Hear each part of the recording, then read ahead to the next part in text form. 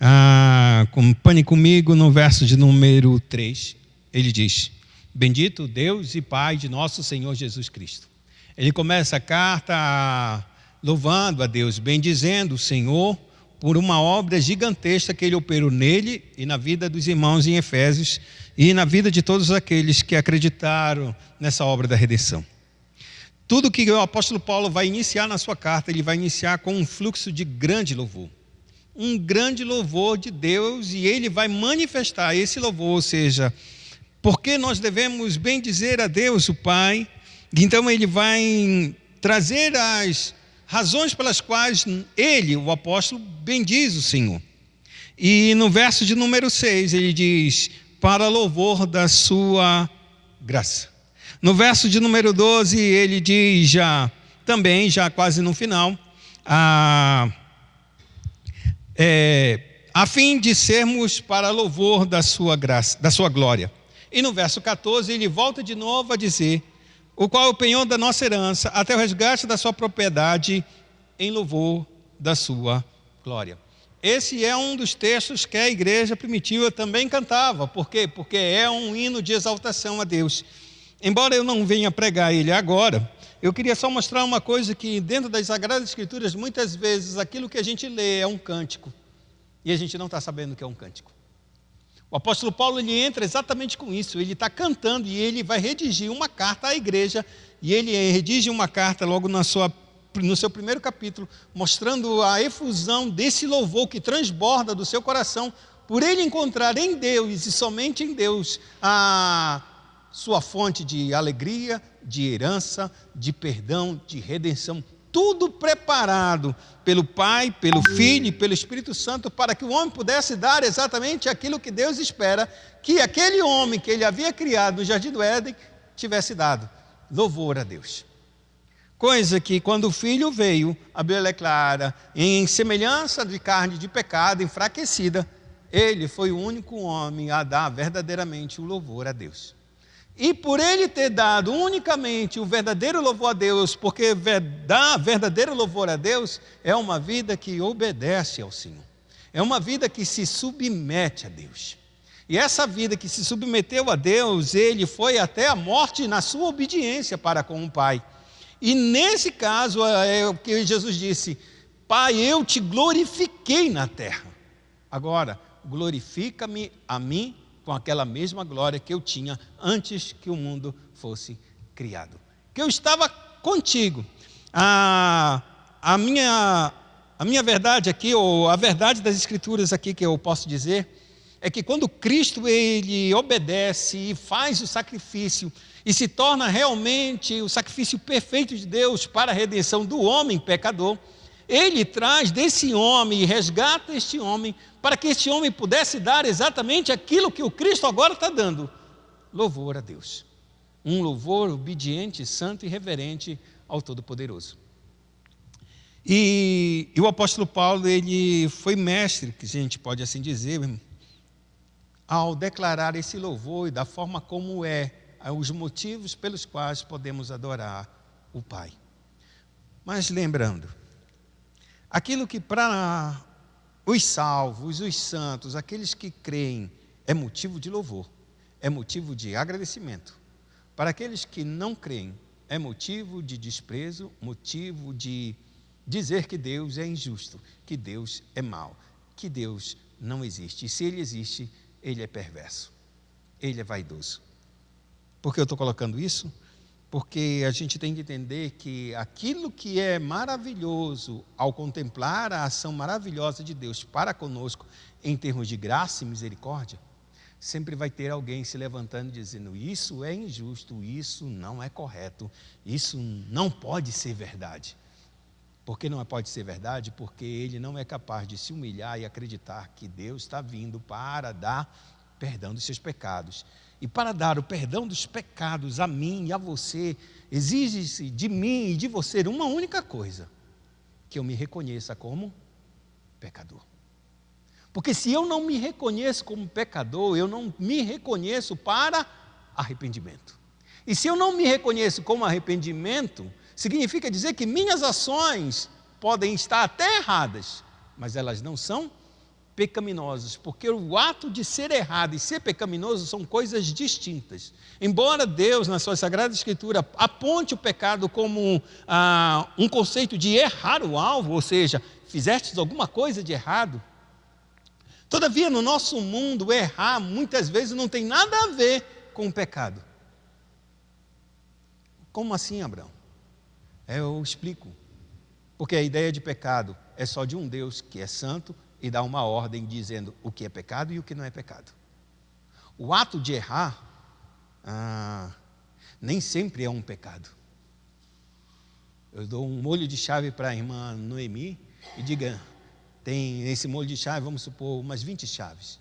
Irmã Noemi, desculpa, eu estou errando sempre o seu nome. Abre essa janela ali que está fechada com um cadeado. E eu jogo a chave para ela e ela segura na mão e diz, agora vai abrir. Ela tem 20 chaves, uma para 20. Dificilmente ela vai acertar a primeira. Concorda comigo? Quando ela errar, ela pecou. Por quê? Porque o pecado é uma lei que Deus estabelece e que a gente transgride. Uma lei clara e conhecida das Sagradas Escrituras. O erro está em nós, em tentarmos alguma coisa. Eu estou tentando, como uma criança que vai tentar andar e ainda cai. Ela errou, então ela pecou? Não. Porque a tendência é o quê? Ela ir tentando até que ela consiga andar. Ela vai tentando. Nem que seja na 20ª tentativa ela vai acertar. É ou não é? A não ser que ela pule a chave. Aí ela vai precisar de mais tentativas. Quando a gente está num ponto em que Deus não é levado em consideração, e se Ele não é levado em consideração, não é levada a sua palavra. E se a sua palavra não é levada em consideração, eu não tenho do que me arrepender. Eu posso ter errado. Me desculpe, eu só errei. E desculpa não é pedido de perdão. Entenda, desculpa não é pedido de perdão. Desculpa é quando você erra. Agora, quando você erra e peca, ou seja, você errou, mas errou em um pecado, você deve pedir perdão. Primeiramente a Deus e depois ou a você ou a quem você cometeu o pecado. Mas se a gente só pede desculpa, a gente está anulando a palavra de Deus e está considerando que Deus não existe na nossa história. E se não existe na nossa história, eu não tenho do que me arrepender. Por isso é importante que a gente, quando cante, a gente entenda por que a gente está cantando e aquelas músicas que a gente está cantando. Vou voltar de novo para a nossa lição, os nossos textos. E eu vou fazer só apenas 2 recapitulações, então a gente vai entrar em algumas coisas agora na vida prática.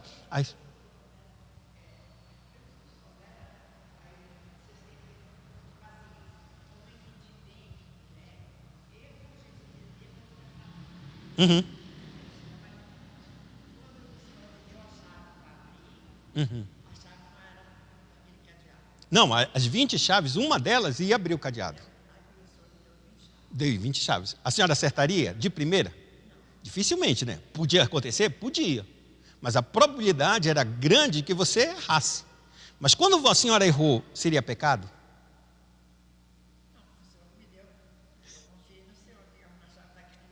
Não, mas quando a senhora tentou a primeira e não abriu, a senhora pecou? Por que não tem pecado? Não. Por que não tem pecado? Não é uma lei de Deus. Deus disse assim mesmo, o dia que você errar numa dessas chaves, você vai pecar. Se Deus estava escrito na palavra que Ele disse isso, quando a senhora tentasse a primeira e errasse, a senhora estaria em pecado. Teria pecado. Verdade com a lei. Quando a gente transgride uma lei de Deus. Se Deus não deu lei para a gente como devemos abrir uma chave, ou como devemos andar, ou como devemos cantar, seja ela o que for, se não existe uma lei, irmão, não há transgressão. Você pode errar, você pode falhar, você pode se enganar, mas entre errar e pecar tem um ponto. Existe uma lei de Deus que fala o como a gente deve andar, como deve proceder, o que deve fazer, o que deve falar. Se existe essa lei e a gente peca, sabendo ou não, é pecado. Porque existe pecado por ignorância. E o que é pecado por ignorância? É que eu peco sem saber que isso era uma lei de Deus, que Deus me proibia. Deu para entender? Mas ainda assim é pecado. Por quê? Porque a gente se afastou de Deus. Quando a gente se afasta de Deus, a gente ignora a sua lei. Não, ela se aproximou no Jardim do Éden.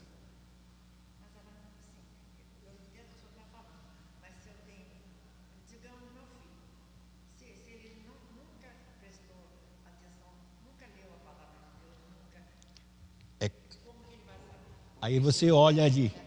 Aí você olha só a natureza e diz que Deus existe. É ou não é? Não é isso que a Escritura? O firmamento anuncia. O firmamento anuncia as obras. Não há desculpa para nós. Existe um Deus criador e eu, em vez de eu procurar, eu não sei qual é a vontade dele. Pela natureza eu não entendo a vontade de Deus. Eu só sei que ele existe e ele é poderoso, ele é inteligente, ele é criativo. Eu só sei disso, mas eu não sei sua vontade. E eu gosto muito dela. E ela não crê em Deus. E já morou até comigo, morou lá na sua casa.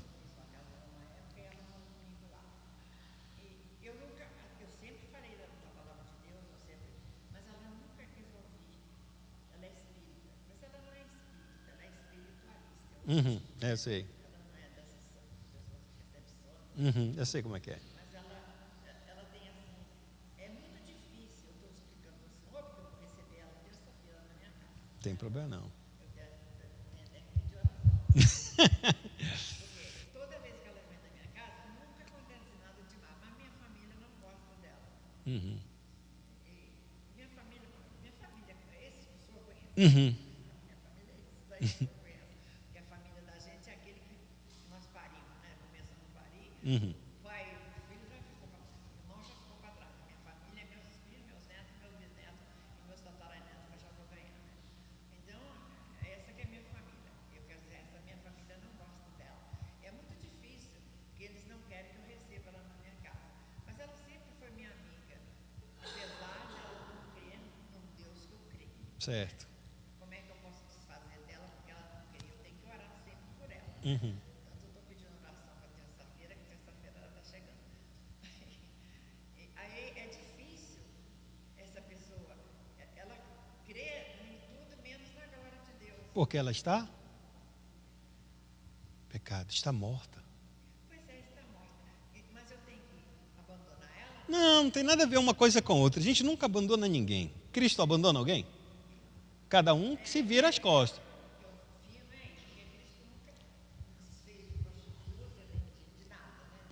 Ele está abrindo a oportunidade. Isso só mostra que o coração das pessoas prefere o quê? Os seus próprios desejos, as suas próprias vontades. E tudo que se prefere, que é contra Deus, ou seja, entre, tipo assim, tem Licídios e a senhora. Uma hora eu vou ter que decidir entre vocês dois, porque é normal isso, da nossa natureza. Não vamos ter que decidir? Chega sempre um ponto que eu tenho que decidir entre uma preferência e outra. Quem eu vou agradar agora? Poxa, o Licídio está me chamando, irmã Noemi está me chamando. E agora, na mesma hora, no mesmo momento, quem eu vou decidir? Quem eu preferir mais. Não é verdade? É assim ou não é? É.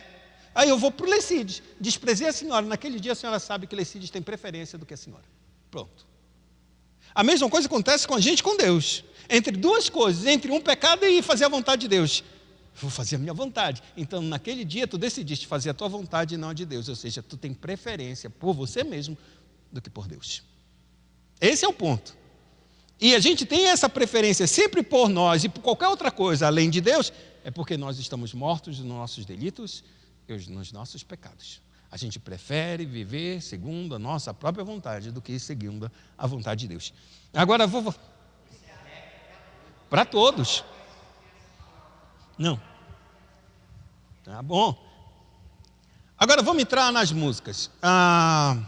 Como eu falei, a música ela tem 3 elementos muito básicos que a gente pode ter nela, que são ritmo, melodia e harmonia. Cada um desses 3 elementos ele interage na estrutura do corpo da pessoa. E ele interage também na estrutura psíquica da pessoa, ou seja, no cognitivo, no racional. O ritmo, ele verdadeiramente, ele opera dentro das nossas partes mais motoras, ou seja, dos músculos, da nossa coordenação, da frequência cardíaca. Por isso, dificilmente, numa música de academia, vai se tocar uma valsa, vai? Nunca. É qualquer coisa muito dançante, muito para você não pensar. Porque você precisa pensar para fazer exercício? Não, é só correr. Tá. Não é verdade? É. Agora, quem já correu aqui com uma dupla, com uma outra pessoa? Já correu, Shirley, com alguém? Alguém correu já? Alguém? Correu com uma outra pessoa? Você sai conversando quando você está correndo? É impossível, porque você tem que pensar, não tem fôlego para correr, não tem. É só correr, vamos lá. É só assim, oi, tudo bom? É palavra monossílaba. Porque senão, ou você para conversar, ou já era. Diz, não, vamos parar e vamos sentar e conversar, porque a corrida acabou para a gente. É assim ou não é? Mas você pode colocar a música e correndo. Seja ela qual for, não é verdade? E assim vai embora. A música atinge a nossa frequência cardíaca e atinge verdadeiramente nossos músculos. A melodia já é um outro detalhe, ela interfere no nosso processo do nosso cerebral, no sentido das emoções nossas. Ela pode levar a gente a uma grande euforia, quanto ao mesmo tempo pode nos levar a lágrimas. É assim que ela funciona. E tanto o ritmo quanto a melodia, elas não são mais em si mesmas, são os elementos dela. Mas uma vez que eu percebo e eu sei o que é bom para mim, para uma determinada tipo de função, eu não vou colocar uma música que eu preciso fazer cardio, correr para caramba, colocar uma música de valsa. Não vai me estimular a fazer isso, não me vai dar os estímulos necessários para eu praticar aquilo que eu quero. Então, o que é que eu faço? Eu troco a música e coloco uma música mais ritmada, para que me ajude a entrar nesse ritmo. A mesma coisa com a melodia. Se eu percebo que eu estou muito triste, a tendência nossa é buscar música mais tranquilas. Não é verdade? Na maioria das vezes a gente busca música até mesmo mais depressiva, porque a gente quer se sentir como a gente quer. Tipo assim, eu estou me sentindo mal e eu quero ouvir uma música assim de deprê, não é assim que diz o povo? É ou não é? É assim, porque a música ela caminha para esse lado, ela vai te levar ainda mais à depressão. Não estou falando só porque é assim que você está buscando ela. Não significa dizer que vai te levar para isso. E por último, a gente tem a harmonia. A harmonia ela vai já trabalhar no teu intelecto, no teu cognitivo. Tanto o ritmo quanto a melodia, elas vão ser tão leves, que você não, tipo assim, a gente não pode dizer, nem percebo que está acontecendo alguma coisa aqui nessa música. O que eu percebo é que a letra está arrebentando comigo. Ela está fazendo com que eu entenda o que realmente esse cantor está querendo mostrar e falar para mim.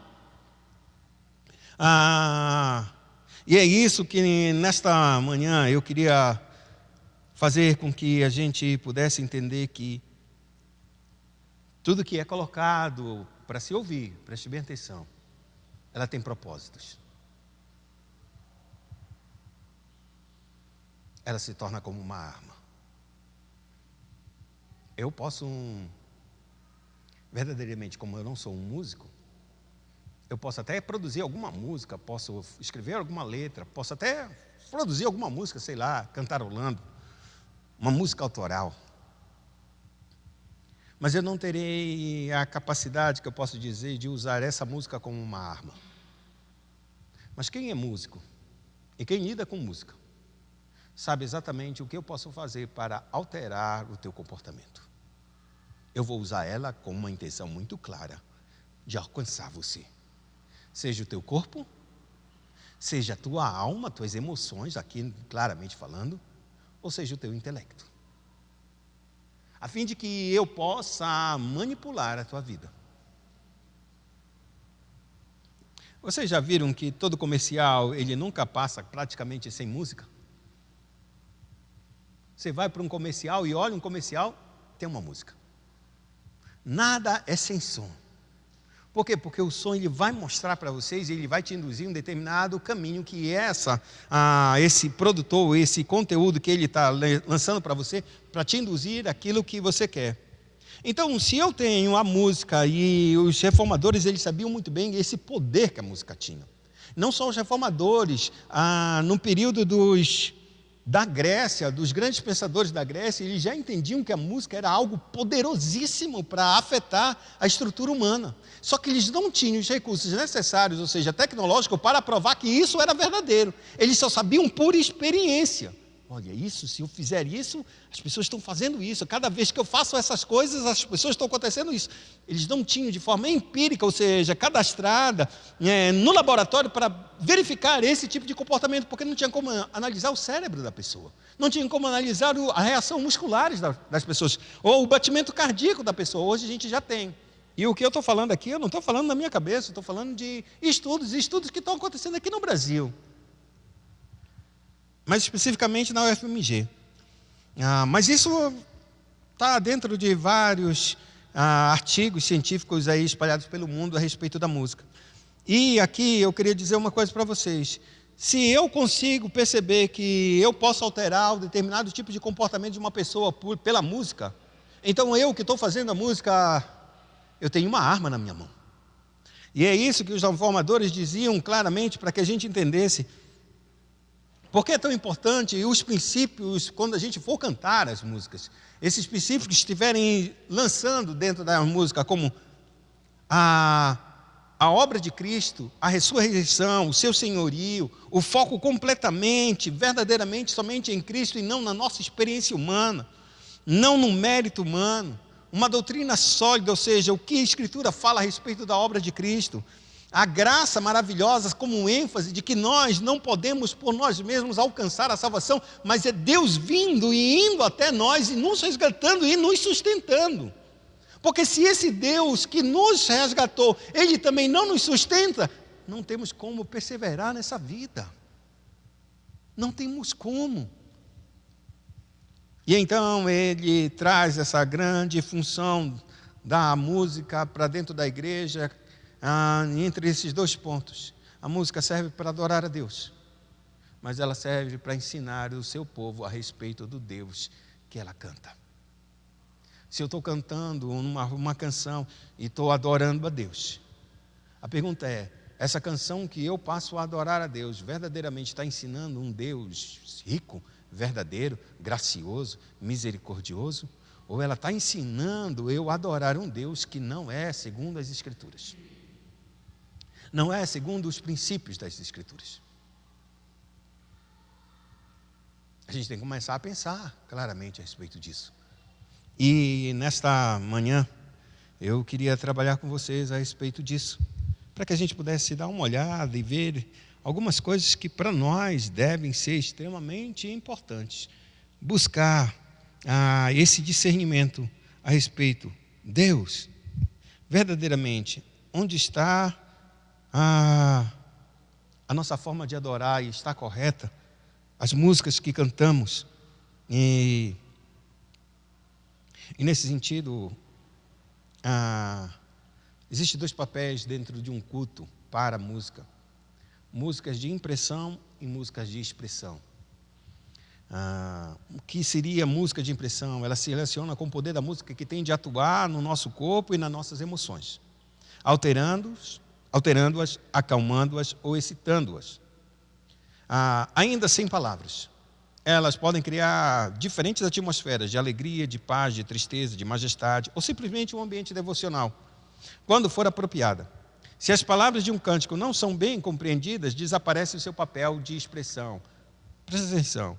Se as palavras de um cântico não são muito bem compreendidas, some todo o papel de expressão. Ou seja, longas melodias, repetições exaustivas de frases musicais, extrema ênfase melódica com grandes saltos intercalados de cromatismo, que é o uso de notas fora da escala diatônica.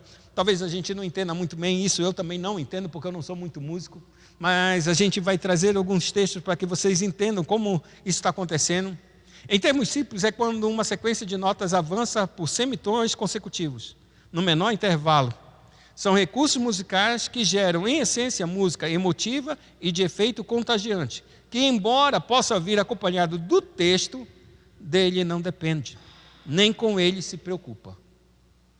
Eu uso a música, tanto a melodia quanto o ritmo. Coloco qualquer letra E se eu tirar a letra, pouco interfere, porque o que importa para mim é a melodia e o ritmo. Vamos dizer assim, a letra é apenas um apêndice, se a gente pode dizer. Não tem nada a ver, não. Se a gente tirar e colocar, não muda nada. Eu pouco me importo com o que as pessoas estão cantando, eu me importo com o que ela está acontecendo no teu corpo. E aí ele diz, sua finalidade é alcançar os presentes emocionalmente, criando um ambiente preparatório, suposta ou verdadeiramente litúrgico. Já na música de expressão, são os cânticos entoados pela congregação ou grupo especial, cujos textos tenham sido elaborados e escolhidos para que a mensagem neles contida seja compreendida, absorvida e fixada pelos participantes. Cânticos esses apropriados para cada momento específico do culto, e cujo sentido seja reforçado pela música.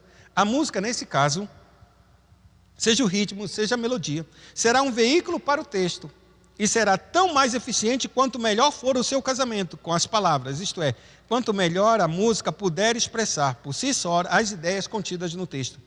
A música, portanto, que valoriza o fenômeno musical em si, e a música que quer ser serva do texto e veículo para que esteja bem compreendido pela comunidade. Porque o poder da música, ou seja, que é verdade que por causa desse poder que a música tem, os reformadores declararam que tinham muitos temores quanto ao uso. Chegou alguns reformadores a banir a música da igreja. Banir a música da igreja. Não vamos cantar, não, nada disso, não teremos música. Por quê? Porque eles sabiam que a música trazia exatamente uma excitação e que não produzia verdadeiramente a Deus, como se o homem usasse da música apenas para satisfação pessoal. Parte de alguns reformadores eram muito radicais e cortaram. Calvino e Lutero nunca pensaram dessa forma. Eles tinham exatamente o medo de que essa música viesse a corromper o homem e levasse o homem a apenas pensasse em si próprio e não em Deus.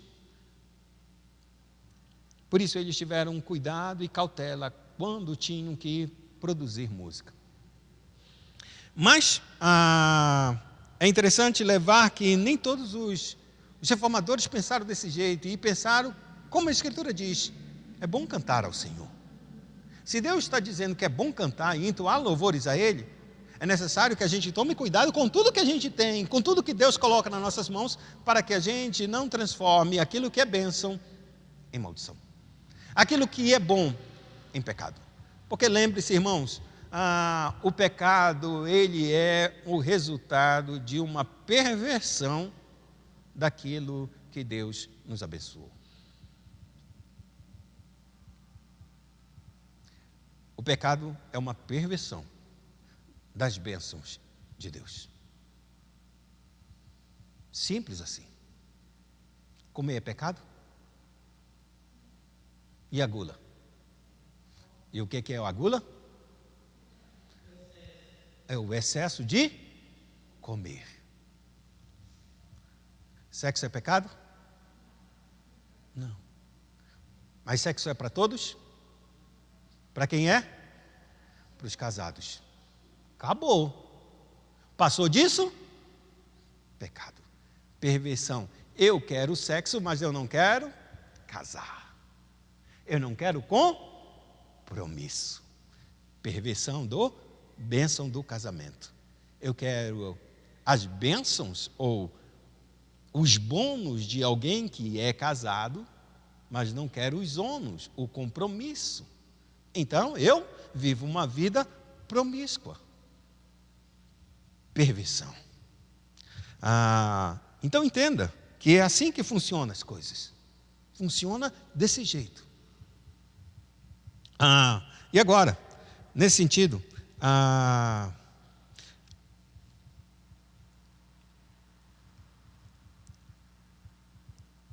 eu queria mostrar para vocês agora algumas dessas canções. Antes disso, uma palavra a respeito de Calvino, sobre os excessos da música são condenáveis, por outro lado, quando ela é bem utilizada, é prática, santa, que ajuda nos atos sacros e intensifica o ardor e o zelo do fiel. Mas desde que a mente esteja mais atenta às palavras que os ouvidos à música. Quer dizer, Quando a música é veículo para o texto e não espetáculo em si mesma, aí está a razão de tanto cuidado. O problema não é a música em si, que Calvino, aliás, já bem apreciava. O perigo era o excesso de prazer nela. Demasiadamente atração por coisas terrenas desviava o pensamento das pessoas e as afastava de Deus. Eu quero mostrar agora para vocês, espero que funcione.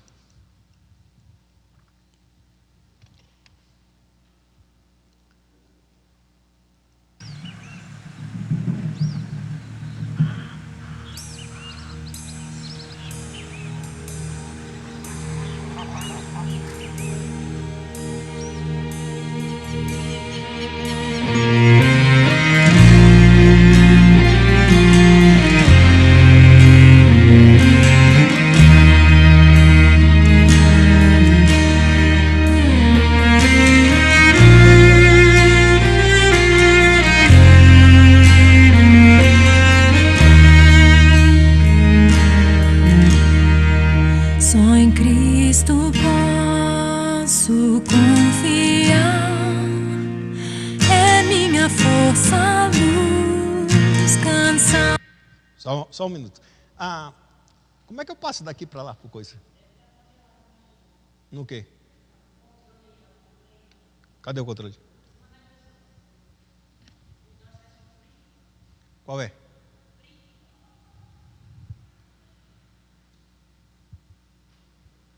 Freeze.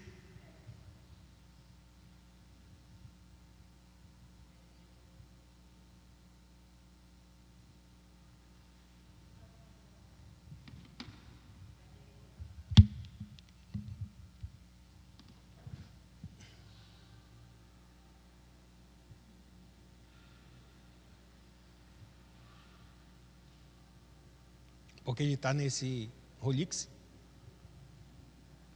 Vai fechar. Mais fácil.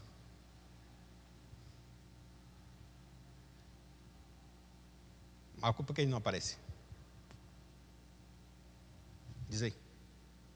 Mostra aí, tu que sabe alguma coisa. Hein? Para onde é que vai passar esse negócio? Já sei.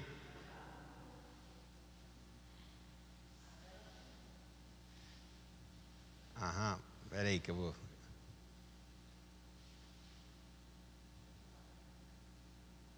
Apareceu ele? Não.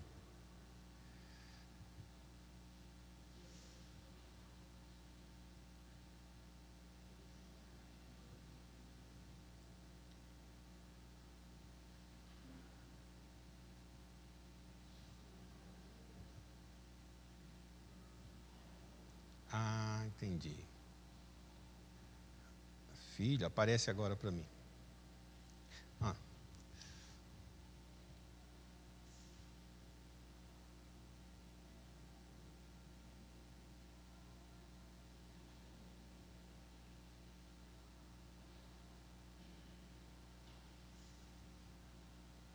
Espera aí. É aí que a gente vai acertar esse negócio.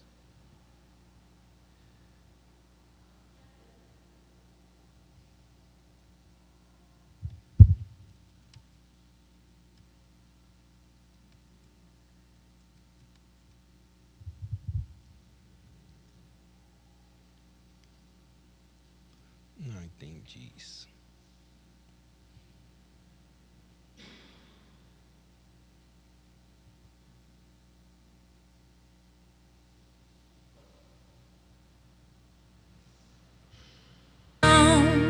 Lugar seguro.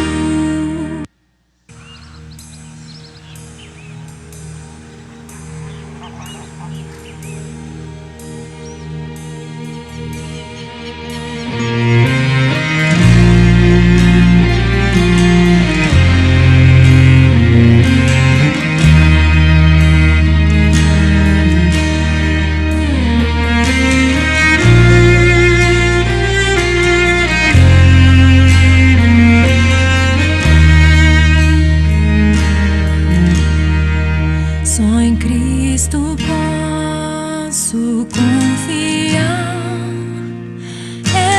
minha força, luz, canção, lugar seguro nele achei, rocha que não se abala. Que grande amor em Cristo há, profunda paz posso encontrar, Consolador, meu tudo enfim, nele eu vou permanecer.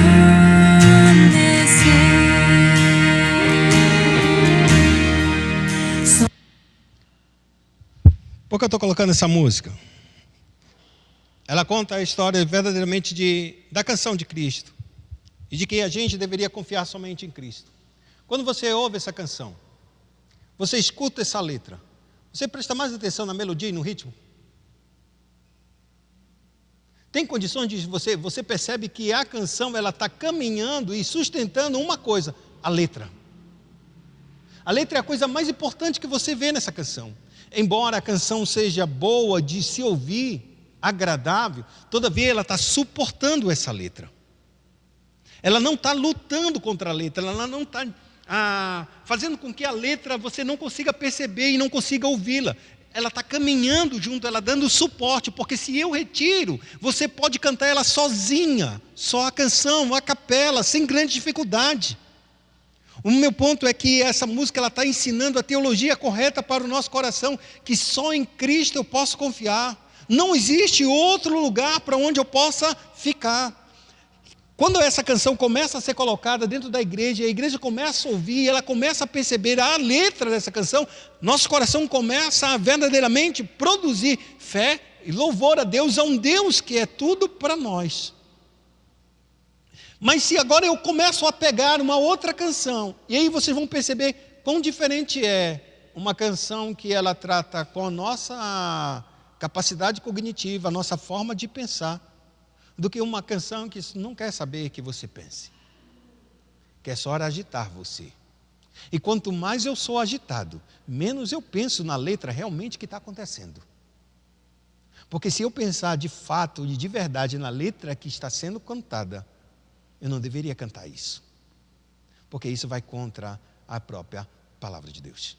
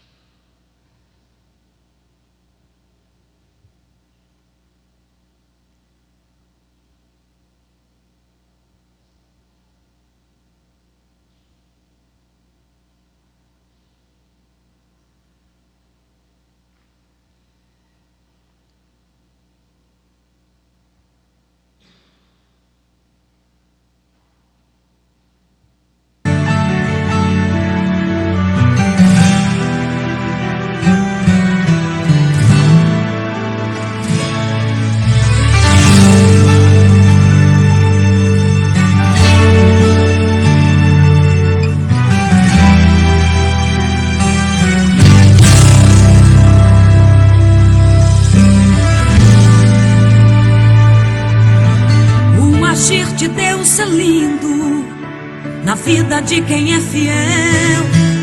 No começo tem provas amargas, mas no fim tem o sabor do mel. O agir de Deus é lindo ou não é? Tem alguma coisa errada aí? Não, na vida de quem é fiel. E na vida de quem é infiel? É lindo. Se o teu filho, tem filho. Como é teu nome? Me esqueci o teu nome. Vanessa. Tens filho, Vanessa? Ainda não. Vamos supor que o teu filho fosse do tempo de Jesus. Vocês dois aí. E o teu filho fosse o ladrão. O agir de Deus é lindo nesse ladrão?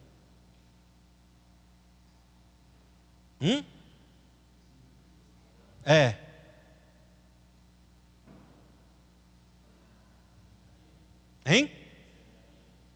Não entendi. Deserdaria, não. O agir de Deus é lindo na vida desse teu filho ladrão? Mas se o teu filho ladrão estivesse à direita de Deus no dia em que ele foi crucificado?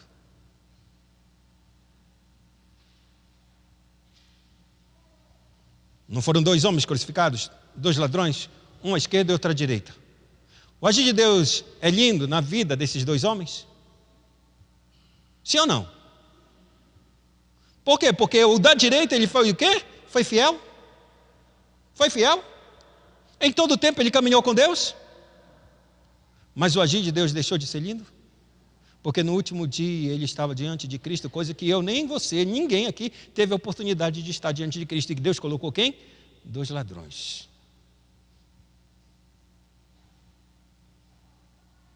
Cuidado, porque isso é pela graça, não é pela nossa fidelidade.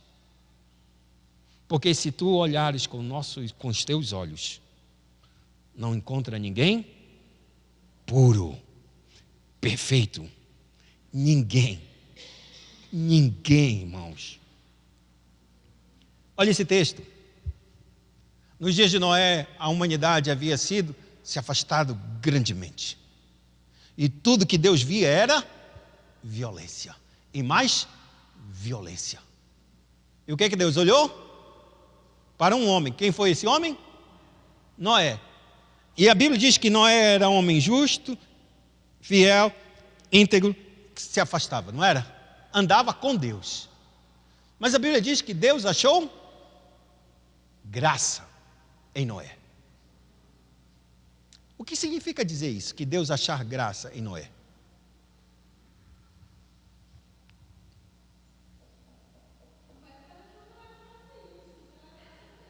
Hein?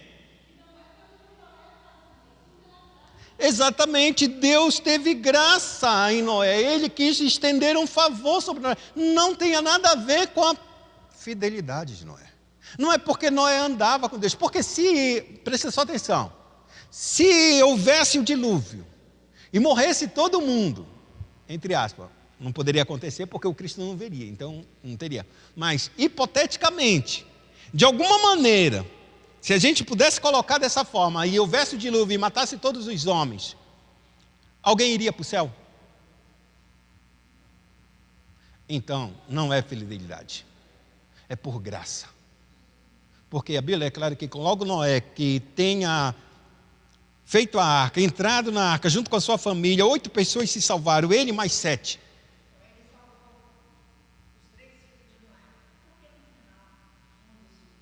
Calma aí. Aí, olha só, o que acontece? Sai da arca, qual é a primeira coisa que Noé faz? Planta uma vinha, colhe o fruto. Primeira coisa, ele adora a Deus e faz um sacrifício ao Senhor. E louva o Senhor, e o Senhor faz uma aliança com Noé novamente. Coloca o arco-íris. Logo depois, Noé planta uma vinha, colhe do fruto, faz o vinho, toma o vinho e se embriaga. Esse é o homem fiel? Nesse dia, o Acã, filho de Noé, acaba fazendo. Por quê? Porque o pecado já está no coração do homem. Não tem como um homem ser perfeito, irmãos. O agir de Deus, ele é lindo, porque ele é fiel com ele. Ele não é lindo na vida daquele que é fiel. Ele é fiel com ele.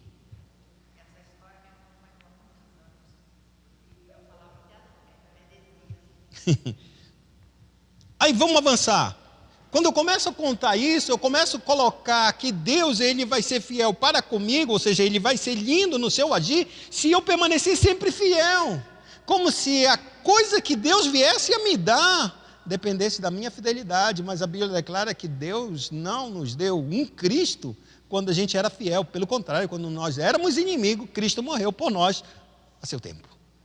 E aquele que não poupou o seu próprio filho, antes o entregou por mim, como ele não me dará juntamente com Cristo todas as demais coisas? Isso significa dizer, Abraão, que eu tenho que não ser fiel e Deus ainda assim vai me abençoar? Não! Significa dizer que eu tenho que confiar somente em Jesus. Porque se eu confiar em mim e achar que a minha retidão é motivo de Deus me abençoar, eu não entendi a graça de Deus. Então o texto vai. Eu nunca vi um escolhido sem resposta. Você nunca viu um escolhido sem resposta? Me diz um. Não, mas aí você não vale. E se tu não for escolhida? Não, tu não vales. Eu não valho, ninguém aqui vale. Por quê? Porque você não sabe se é escolhido mesmo. Você quer confiar que é. Pela fé eu sou. Eu preciso de um texto bíblico. Nunca vi um Cristo, um escolhido sem resposta.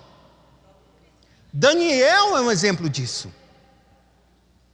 Senhor, não entendi isso. Ei, Daniel, fecha o livro que não é para ti.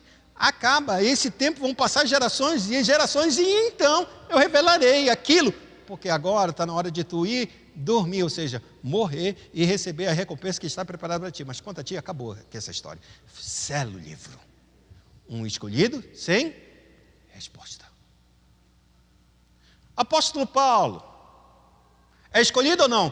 Jesus falou, esse é um vaso escolhido para mim, de mim, para levar meu evangelho a todos os homens, a judeus e a gentios, por toda a terra. Senhor, me livra da boca do leão. E o que é que aconteceu com ele? Decapitado. É um escolhido sem resposta. Senhor, te pedi várias vezes, Senhor, tire o espinho da minha carne, porque Satanás vem aqui me bater. 2 Coríntios, capítulo de número 12, eu acho. 10. Não lembro muito bem, mais ou menos isso. 12. Orei por 3 vezes e o Senhor 3 vezes me respondeu dizendo, a minha graça te basta, o meu poder se aperfeiçoa na tua fraqueza. E então o que é que o apóstolo Paulo disse? Quanto mais agora me alegrarei nas minhas fraquezas, porque eu sei, quando eu sou fraco, Deus é forte. 12:7. Muito obrigado, Vicente.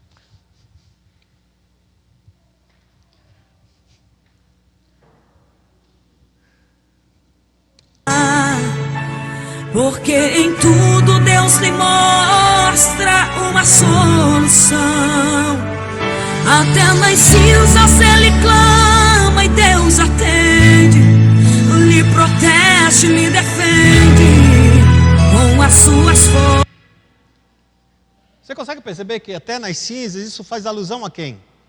Que personagem na Bíblia estava nas cinzas? Quem? Jó. Ele clama e Deus responde. Me diz uma coisa, Deus respondeu a Jó? Se você ler a Bíblia, Deus não respondeu uma palavra para Jó. Tu não é sábio, Jó? Me diz, tá? Tu é muito velho, Jó. Ixi, tu é muito... Me mostra aí onde tu estavas quando as estrelas cantavam e jubilavam para mim. Quando eu coloquei a primeira coluna sobre a face da terra, hein? Cadê tu? Onde tu estavas? Diz, tu é muito sábio, tua idade... Me conta aí. A partir do capítulo de número 39, se eu não me engano, do livro de Jó, Deus começa a falar com Jó. E Jó disse ainda mais, Senhor, eu não vou não, eu quero me apresentar diante de Deus no seu tribunal e discutir com ele por causa disso. Deus entrou na história, mas não respondeu uma pergunta de Jó. Ele respondeu como ele sendo o soberano, que tudo que ele faz sabendo o que está fazendo. E a Bíblia diz claramente agora no Novo Testamento que todas as coisas contribuem para o nosso bem, para aqueles que são chamados segundo o seu propósito. Mas ele não se importa em fazer o que está fazendo e dizer por que está fazendo para nós enquanto está fazendo.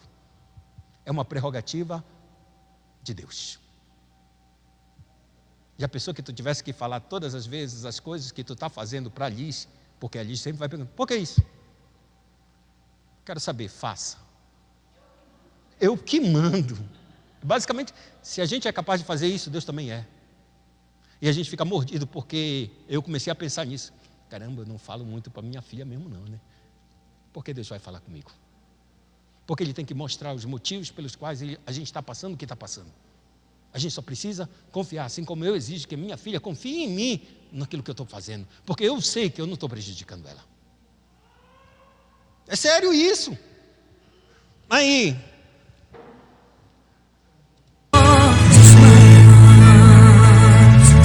Você é um escolhido. Presta só atenção, a gente está cantando essa música na igreja. Eu já cantei muito essa música na igreja quando eu era pentecostal. A quem essa música está louvando? A própria pessoa. A gente está fazendo um culto que é para Deus, para dar tudo para Deus, e a quem a gente está exaltando? O homem. Você é um escolhido. A sua história não termina aqui. Que história é essa, amado? A gente está cantando uma música de nós para nós mesmos, não é para Deus. Você pode dizer, mas ele não é. O culto é para Deus, irmãos. Não é para o homem. Tudo que a gente vê, cadê a obra? Tudo que ela falou nesse letra, até aqui. Deus é lindo no agir de quem é fiel. Foi só isso, mas o que é que Deus agiu e que é tão lindo? Não mostra suas obras, não mostra o seu caráter, não mostra nada. Tudo que mostra é um homem que está procurando e ficando firme. E agora ela está começando a apontar para este homem que é fiel, que a história dele não termina aqui, não vai desistir, tu és fiel, tenha paciência. Aí, você pode estar chorando agora, mas amanhã você irá sorrir.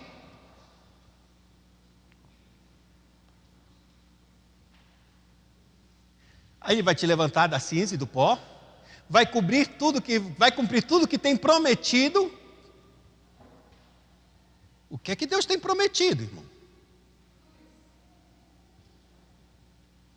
O que é que Deus tem prometido para ti, Shirley? Oxa! O que Deus promete para mim é o que está escrito nas Escrituras. Qualquer outra coisa